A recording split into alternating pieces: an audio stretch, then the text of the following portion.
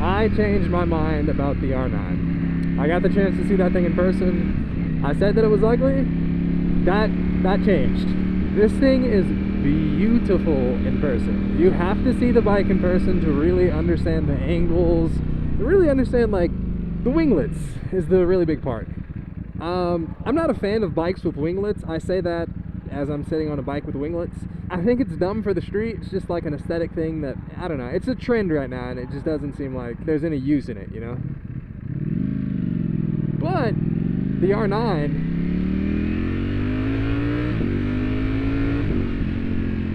if you see it in person, those winglets really fit the bike.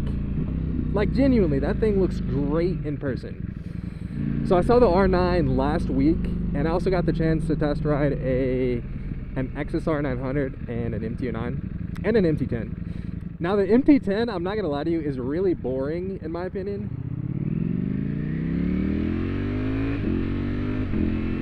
I just feel like it lacked like a soul, I guess. It was just really quiet. It had the stock exhaust. The thing didn't really feel that fast. And I know it has like 150 horsepower, but it just didn't feel like it.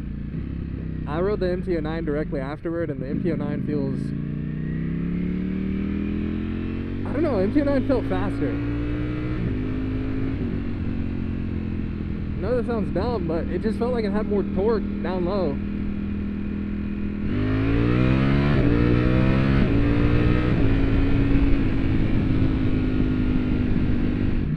I really like the CP3 platforms, like the MT-09, XSR 900, and whatever else has a CP3.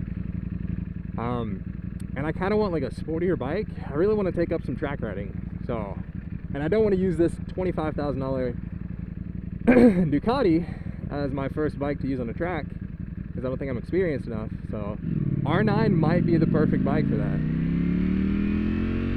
Now don't get me wrong, I'm a pretty experienced rider, but track rider, no.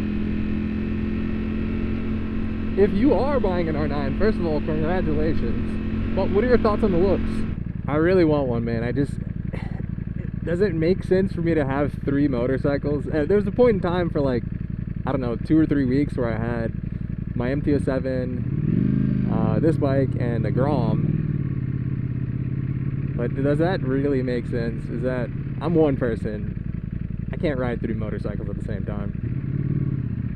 I strongly encourage, if you can see this bike in person, to go see the bike in person. This thing looks great.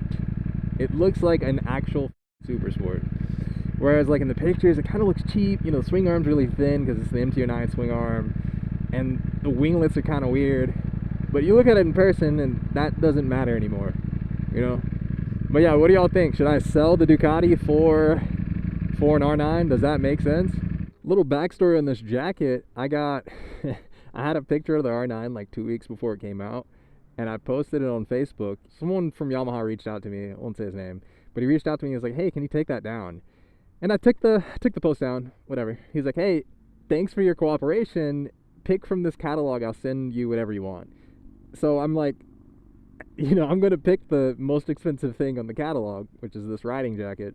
I honestly didn't think he would actually send it to me, but now we have a Yamaha jacket without owning a Yamaha.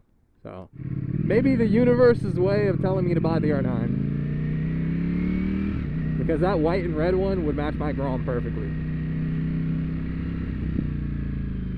Honestly, bro, I've been contemplating selling my Grom just to afford to buy an exhaust for the Ducati. I know that sounds dumb, man, but the exhaust on these things are like $4 grand for a name brand exhaust.